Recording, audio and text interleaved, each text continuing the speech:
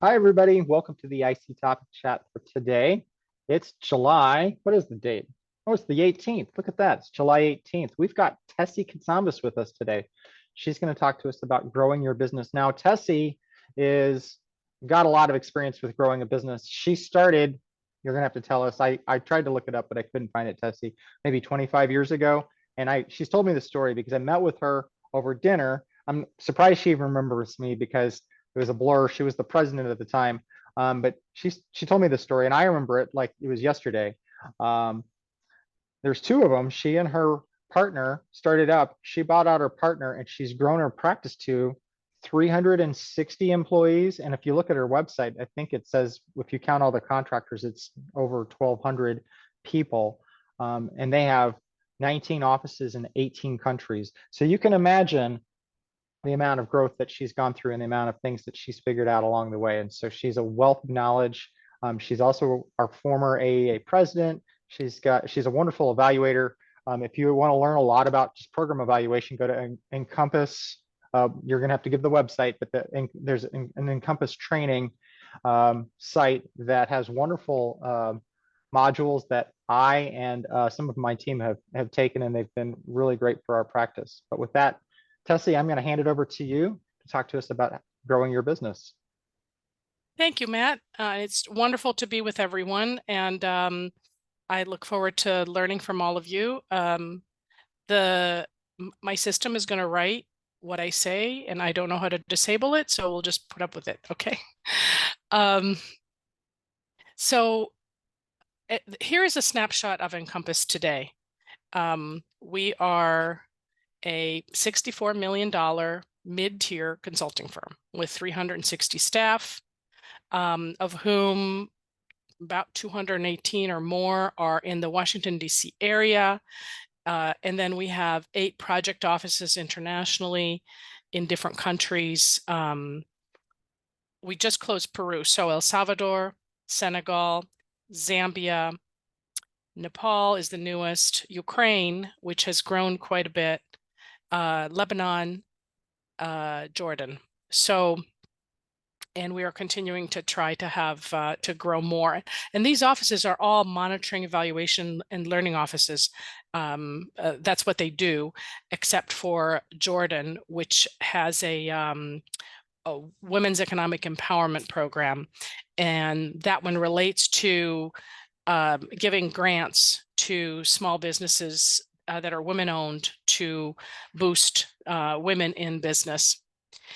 And USAID is our largest client. Now, this is something we're going to talk about, but it didn't used to be this way. But with growth comes some centralization and concentration. So we can talk about that in a minute. I guess I just want to give you a big picture of the growth trajectory of Encompass, and then maybe also encourage everybody to put questions in chat so that I can pause and address those issues. I know we're going to have a conversation later, but it's very helpful to get questions or pushback or just to make sure that we are focusing our discussion today on the things that you all care about. So let me start by saying that when you look at any of our companies, any of our lives, any of our professions from today, looking back, they look rational. And they look like you made some decisions and then this happened and then you made the other decision and then that happened. And the truth is really not that. It's you have some plans and then things happen and you respond. And then other things happen and you respond. So if at any point there is, I give a message or that something was kind of planned and imagined this way and that's why it happened, I just want to say that is that it way exaggerates the control that we all have in what happens in our lives.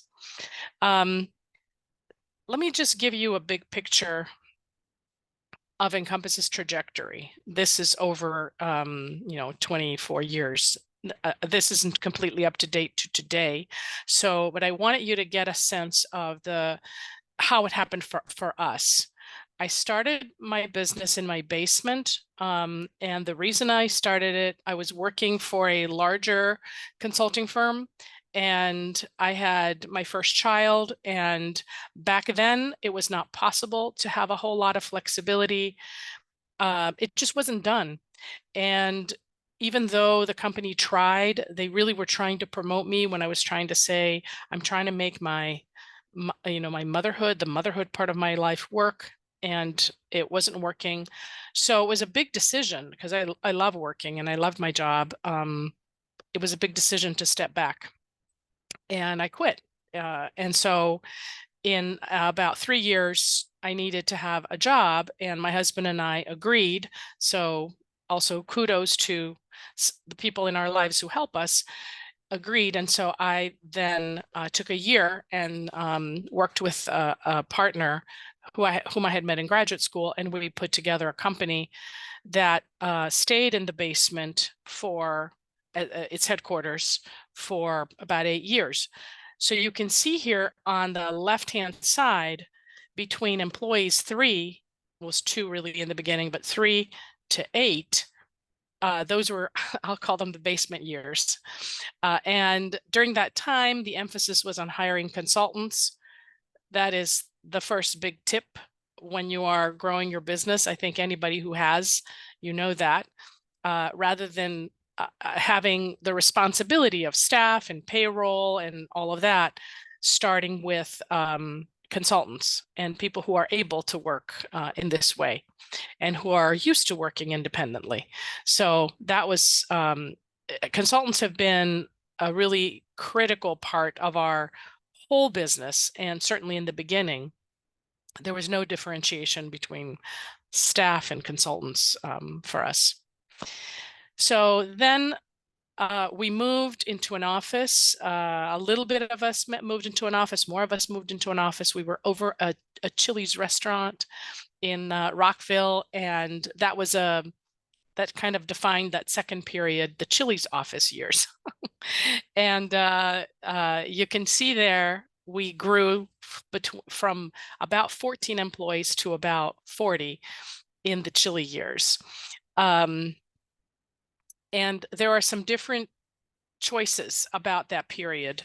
And then the third period was moving to our, not the office we have today, but an office just before that, where we went to about 150 employees by the time we left.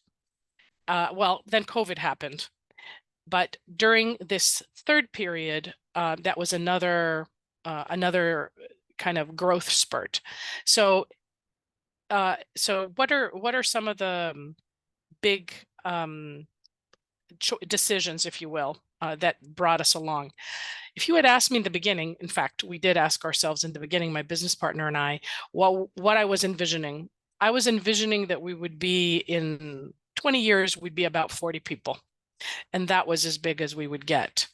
And why 40? Because I was the deputy director of the international division of a consulting firm where we had about 40 people in headquarters. So I thought, yeah, I could handle that. That's what we'll do. But as you grow a business, as you know, it's not a division. It's you have to take care of everything. So question number one to you all is, as you have grown, when have you made a decision to add to your overhead? When have you made a decision, okay, now it's time to hire an accountant, now it's time to hire HR, or now it's time to hire an operations manager? So I think that's one of the hardest decisions as you grow your business, as your business grows at every stage, really. When is the time to hire that G&A person, if you will, general and administrative cost person? And that's sort of looking from the inside. Then the other question is, looking from the outside, what are you trying, what kind of mechanisms are you using to get your work? So maybe with a show of hands, if we could, who here has, I'm going to ask you. I'm Yeah. going to stop you there. Let's not Yeah. raise hands. Let's do thumbs ups. That way, Oh, because it'll destroy, we'll see people all like they're raising their hands like they want to talk. So use thumbs up versus oh, raising hands. And I'm going to do something else for you here, Tessie. yes. I'm going to share results from the poll I did earlier, which is where people are with their consulting practice. So you can see where people are. Hmm. So you can see most of our folks, 58% are 1 or 2 person independent consulting practices. And then Yeah. anyway, go ahead. I'm going to let Well, you what continue I this. was going to ask is, thumbs up is fine as long as I can see it with sharing my screen. But my question is where do you get your business? So I want to differentiate between government and maybe foundations and nonprofits.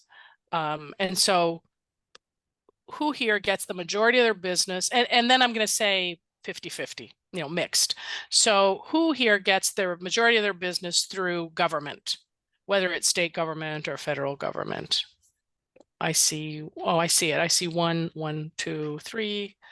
Who here gets their business through nonprofits and foundations?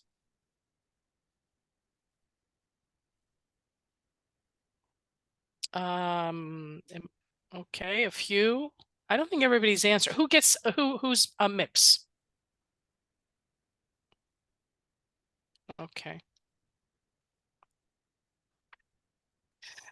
So it feels to me like this piece has to be this piece on market and where you get your business has to have different answers for the different markets. Those of us who get our work from the government, a critical question, which when you are small is harder to know that landscape, is where what are the contractual mechanisms that you're going to use so the client, the potential client who maybe has met you and would love to have your services, or there's something over there that you would like to bid on because you believe you're qualified, what is your contractual mechanism? And the thing that I knew because I had worked on the big consulting firm is that you need to be, if you're in government, and on the right schedules, which means, and this is a hard thing for a small business, which means you have to bid first on getting on that schedule. And so you get no work. You do all the work for the proposal and then you get no work yet. And then now you have to bid again. And sometimes you will get on a schedule and the government won't use it. So this happened to us. There was one year where we became a bit smaller. You see there the dip, the 35, where we strategically decided to go after these 4 large contractual mechanisms to get international health work at USAID, and USAID did not use them at all. It was devastating. So luckily we won other things. We were able to get through that. And then at the same time, when I started Encompass, within a year, I got on what was then the MOBIS schedule. And that was really critical because there were several contracts competed where other small businesses subcontracted to Encompass because we had access to that vehicle. So vehicles are really critical in government, and you don't know what you don't know. So it's worth spending some time knowing that. If you are, so maybe another show of hands of who here is a majority, more than 50% minority owned business, or a show of thumbs up. Nice. Okay. So for you all, one of the wonderful things that still exist in our federal government is the 8A program. And what I would recommend is get it if you don't know it. And if you do, you can type in chat, get to know about it, and then do the application to get on it, because once you're on it for 8 years, you have some wonderful contractual avenues to get business, and it's fantastic. And then you can have your friends subcontract to you and you can all grow together. One of the things Encompass is looking for right now is 8A companies and small businesses that we can partner with and on what's called a mentor protege program, which allows a large business to help a small business and provide some free stuff to them. And in exchange, the big business can create joint ventures and bid together with the 8A company. And then the result is that the joint venture is treated as an 8A and has higher access to work, to potential work, not to work, to potential work. So in the government, knowing how to do that, learning how to do that is key. Another thing that we did a lot is subcontracted successfully, and we treated our large partners as our beloved clients and wanted to make sure we were a small business that delivered and that people would turn to us for work. Our two services were evaluation and training, and it stayed this way for a very long time. Women-owned business, we are that. It has never helped me in any way to get work. I understand that at the state level, some of the programs are much better. Maybe there are some federal agencies that are much better in terms of giving greater access to women-owned small businesses. Small has helped. The women-owned part has not. I understand that Maryland, for example, has some advantages for women-owned businesses. So if anybody on here has more information on ways in which you have benefited from being a women-owned business, please go ahead. Yes, Terry, you can't apply for 8A unless you have a certain number of years of experience. And in a funny way, that's a good thing, because if you get your 8A too soon before you know what to do with it, you can waste some of those years. And when you know what to do with it, and if you want to grow, you can really grow your business really well. Okay, so now what drives the work in nonprofits and foundations is quite different. Relationships are more important, as those of you who are in that space know, and being in the right kind of configurations, knowing grantees, depending on where foundations place the commissioning of their evaluations.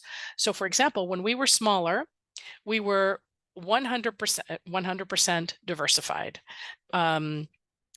USAID was a small part of our business. We did a lot for the United Nations, for 10 different UN agencies, and we did a lot for foundations and nonprofits. So sometimes the control for the nonprofit evaluation is with the nonprofit, like Save the Children, or CARE. But sometimes it's with the foundation. So you just have to be in those networks. And what we had loved about that work is once you're in, if you do a good job, you will continue to get referrals and get work. We still do some work with foundations. We are one of the holders of the Big Bet evaluation for MacArthur Foundation and have been working with them for a long time and love that.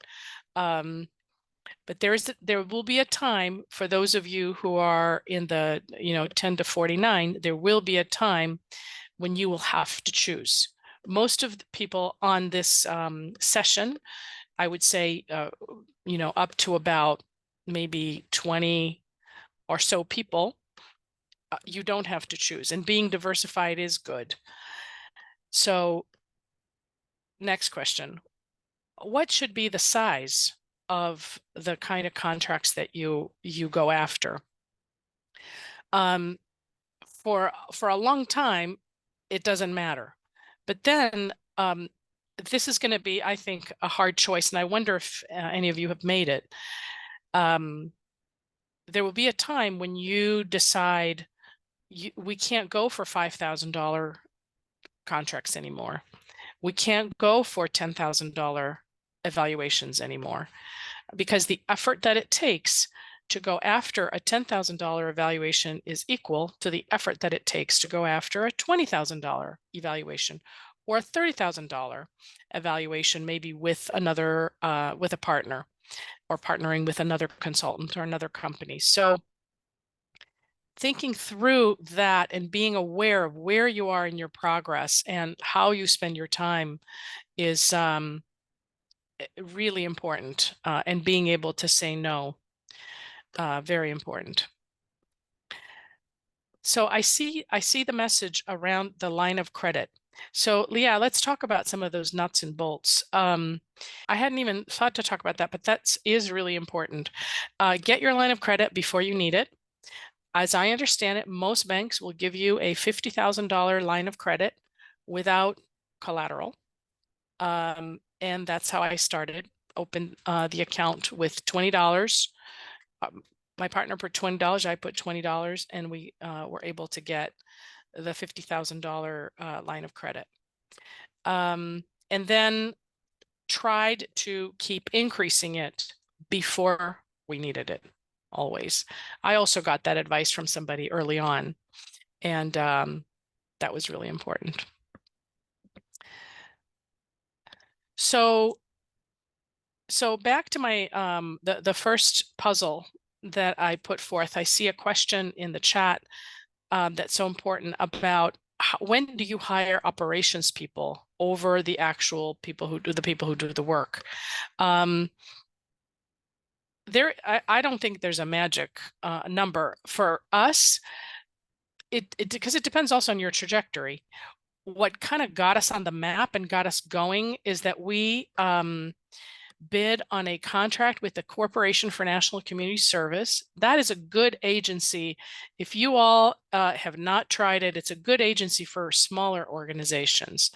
So we bid on a contract that was assessing the compliance with administrative standards, and that was a $500,000 contract over 2.5 years. And that was the main engine. We received a pre-award audit as a result.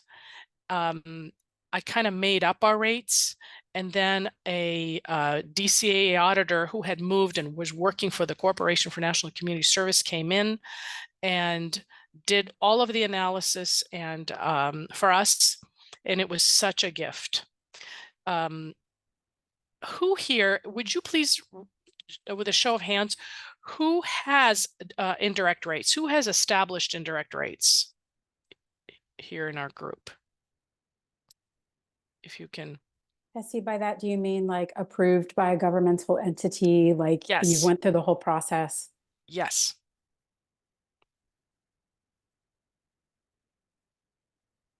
One, I see one person. One. So for those of you who work for the government, and even if you don't, I think it's a good concept to think about. So, oh, okay, you charge indirect. I think it's important to do your analysis for the year. And if you don't have experience and you're starting out, do a projection.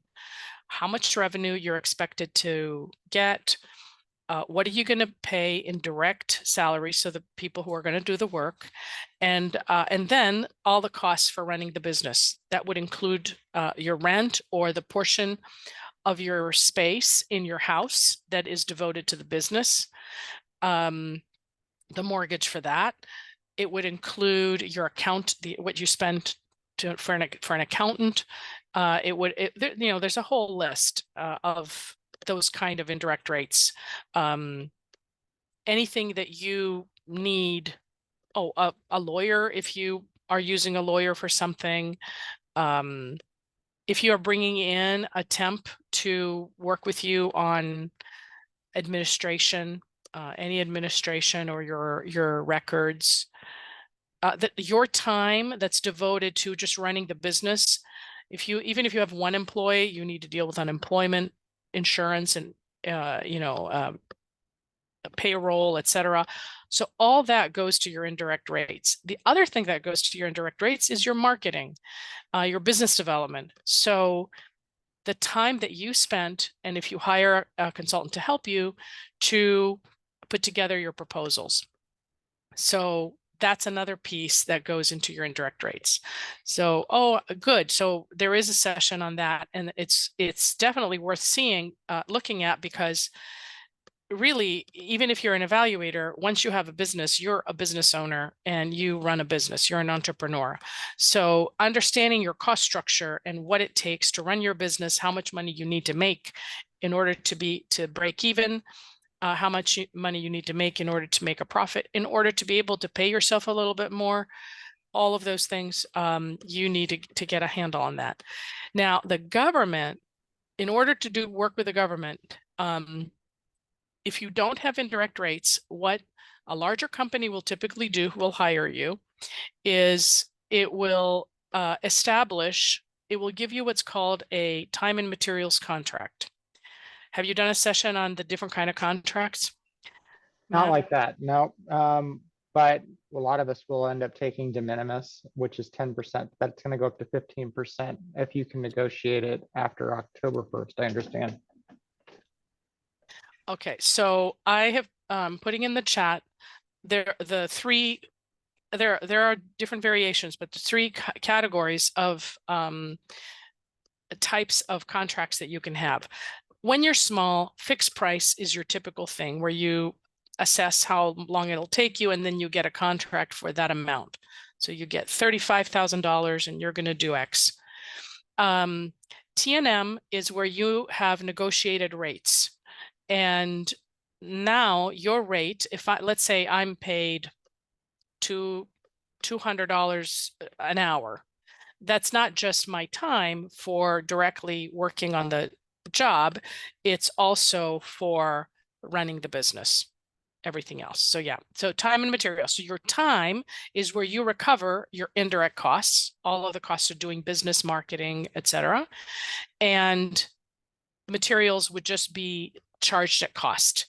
If the client is going to reimburse you for your taxi or your parking, your travel, some the flip charts, then that would just be a cost. Then CPFF, the cost plus fixed fee, is usually for larger contracts where you are actually billing the government the actual costs. And then on top of that, you are putting your indirect rates, your general overhead, general and administrative costs, fringe benefits, and your fee. And the fee tends to be fixed. So usually it is CPFF. So even if the contract grows, you'll still be paid your fixed fee. If the contract is smaller and they don't spend it all, you still get your fixed fee.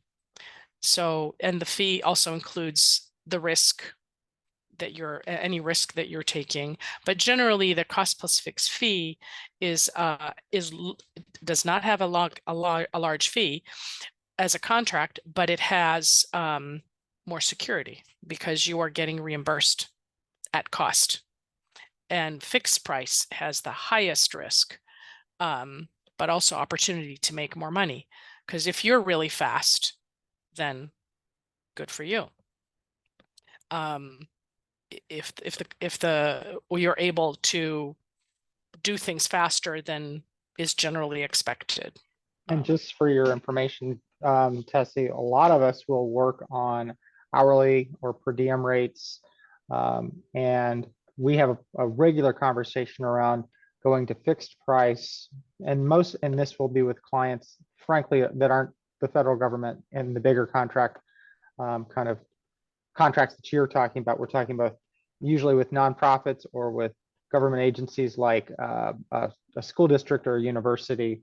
And so we often talk about fixed fee contracts being a good route because you can set it up, you're checking your hours against the amount of time that you have to put on that project. So if you have a simple math, these are probably not accurate numbers, but you have a $10,000 project and you charge $100 an hour, you only have so many hours that you can put on that, which are 100 hours.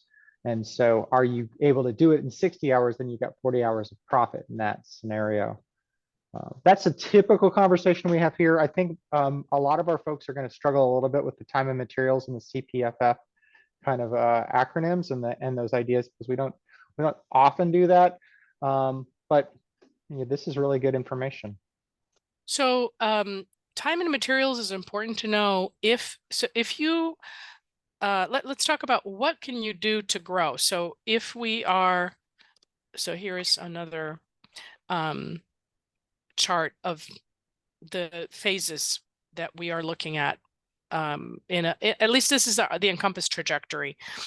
If you are at A and you want to get to B in terms of revenue and staff, working for a larger company as a subcontractor and figuring out what it is they need and being able to provide it flexibly is a good thing. It means if once they see that you can do it, many of the federal contracts have a requirement for a percentage of small business.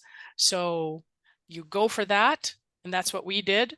You just convince everybody, pick us for that small business requirement. And then being able to do a good job so they can hire you for more projects, hire you again, give you a larger piece because they have some targets. So when you do that, at some point you will need to establish indirect rates if you're going to do it for the government. And until you do, being able to justify, maybe working with an accountant to justify your indirect rates, the rates that you're going to use to create your T&M, your rates for your time and materials contract is really important. You want to have a good, and the way you organize that is by labor category. So you have a senior evaluator, and that person gets charged at this much. You have a analyst, that person gets charged at this much. You have an editor, that person gets charged at this much. So once you negotiate that, that makes it really easy, to work. How do you convince the large company to pick you? Is it a personal connection?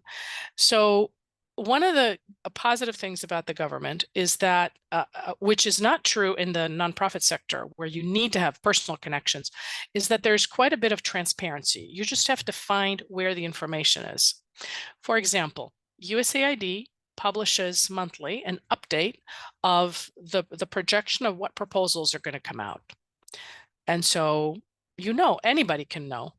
And then you also know who had the previous contract. So you can guess at least one company that's going to bid.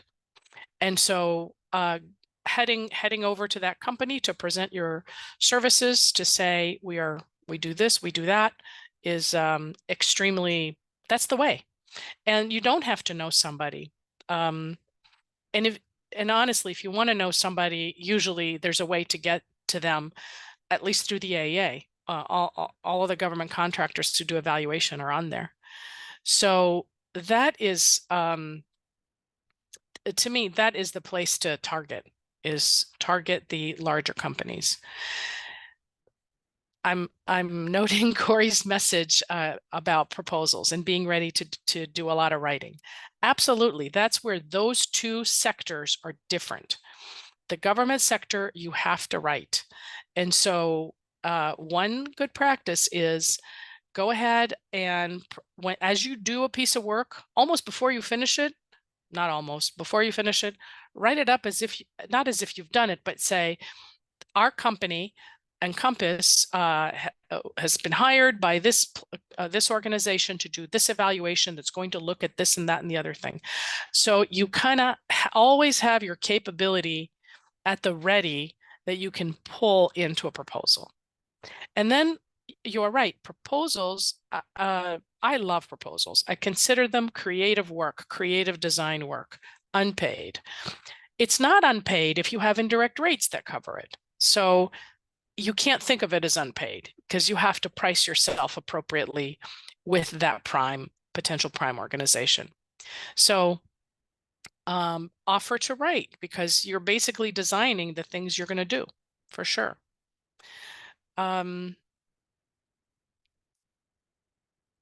Getting contracts directly. Let's see. There's a question on insights into the growth when your firm is getting contracts indirectly from the feds, i.e. through a university. Yeah, no, that is what I'm talking about. It's being a subcontractor. So when we have been hired by somebody else, we consider that somebody else our client. And so we do everything we can to make sure our client looks good, because then you really want them to pick you again. You don't have the capacity, nor do you have usually the contractual mechanisms to go directly after the large contracts. So really critical to understand what the needs are of those Tessie, people. I'm taking a look at the clock and I want to get to a couple questions of my own that I know I promised I'd asked, and I want to do that. And maybe it would be a good time for us to stop and we can continue to chat without the recording.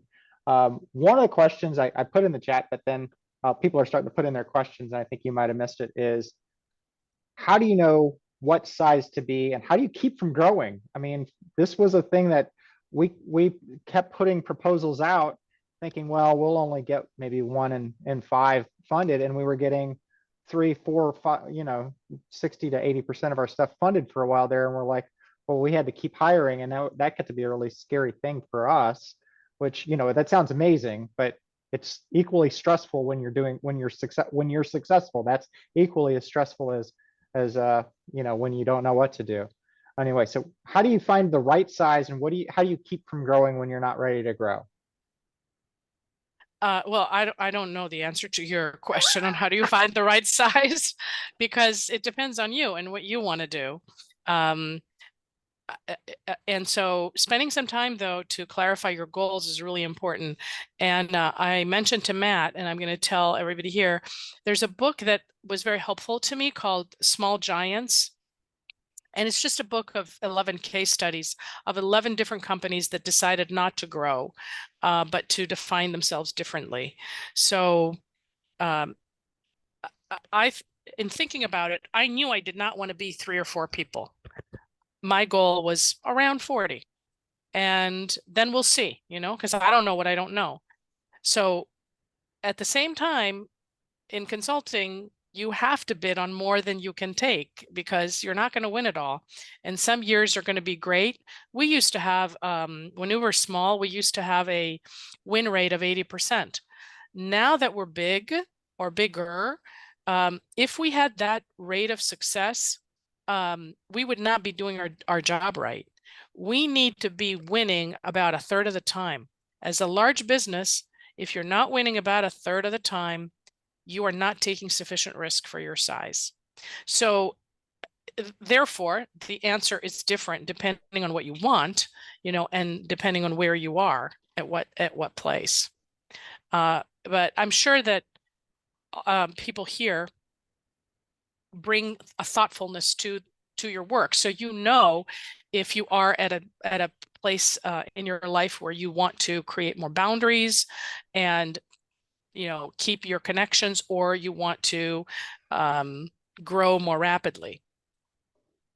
I put that quote in the chat because I had to write that one down. That was too good of a quote. I don't know if that was an exact quote or if you were just saying that off the top of your head, but as a larger business, if you aren't winning 1/3 of the time, you weren't taking sufficient risks. I think that's it's not off the top of my head. It's what large businesses know. Okay. Actually, I had here's another. I have another thing that I'm sorry I have lost track of that book, but somebody gave me a book about business owners with a social consciousness, and it appealed to me. And so I read it, and it had all these exercises and suggestions. So one suggestion was that when you are a business owner with a few people and you're alone, sometimes you need some advice. And so it suggested to invite a board, an advisory board, not a board of directors, an advisory board that could be from people who are in your business, from people who know how to run businesses. And the advice was pay them something. Even if you have no money, pay them something. So I did. My partner and I invited 4 people who had been our clients, or one worked for a client that we were interested in or had just worked there. And we paid them $500 each a year. just telling him exactly. And it was one of the best things I did. It was a 2-year appointment. Was one of the best things I ever did. And Melanie's ahead because she's already had it. I think it's very helpful. Well, nonprofit, yeah. I think that that's a very helpful topic for this group to talk about, and I would love to attend. Oh, well, then you will get a chance to, because Melanie's going to be our 200th IC topic chat presenter in September. So the exact date's not. Excellent. So yes, in fact, we're looking forward to that. The date exactly is September 5th. Melanie Wallach, 200th session. So and Excellent. that I don't know if that's exactly what she wanted to talk about that, but I know that's what I wanted to ask her about. I would love to know more about that, because that was very, very helpful. And one of the people on there remained a mentor for me. He had built companies, sold them, was a really brilliant guy. He's passed on now, at 85, and he gave me lots of good advice. One of them was this thing of how to, he said, I can see that you guys all care so much about bidding and winning and being chosen and doing a good job. But you have to train your business development team not to care about losing, because you have to get to a point where you lose a lot more in order to be at the appropriate risk-taking level. So learning to take business development as, okay, we're going to win some, we're going to lose some. And many times, as we all know, we are surprised at what we win, and we're surprised we didn't get this thing that we were fully expecting. Every day. Tessie, we're near the end of the hour, and I have 2 questions I ask every one of our guest hosts, and usually they don't know that it's coming. These aren't hard questions, but I call them my Inside the Actor Studio questions. James Lipton used to do a show on Bravo called Inside the Actor Studio, and at the end he'd ask a series of questions of all of his serious actors. And I won't ask you some of those questions, like what's your favorite curse word? I don't want you to answer that question. My questions are relevant to independent consultants. And one of them is, think back to yourself when you were first starting your consulting practice. What are some things you wish you knew? What would you tell yourself now? Or another way of phrasing this is, if you had to start all over again, what are some things you'd do right away if you were just a one-person operation? I would try to get onto even more contractual mechanisms, because I knew that's the business I knew. I learned more about the nonprofit business, and I learned about the UN business, but I knew I wanted to get government work. So getting on more mechanisms would be one thing. And then another thing I would probably do, and now actually I'm advising myself today with what I'm going to say, is I would have started with an advisory group earlier. I did get that by reaching out to individual people, but there's a nice structure to having advice from really smart people who aren't doing what you're doing along the way. So I would say those 2 things. I think of my independent consulting topic chats as my advisory group on a weekly basis, because I ask them all the questions I can't figure out. But I think having one specifically focused on your business makes a lot of sense. The other question I have for you, and answer this however you like, is now a good time to be an independent consultant in program evaluation? Oh, I would say absolutely. The thing is, you have to follow the money. What are people paying for? And with the Evidence Act, for example, I'm hearing lots of interest in people who understand about evaluation management and setting up evaluation units. So that could be one area, especially for a smaller experienced evaluation consultant. But really, evaluators can bid on a lot of different things.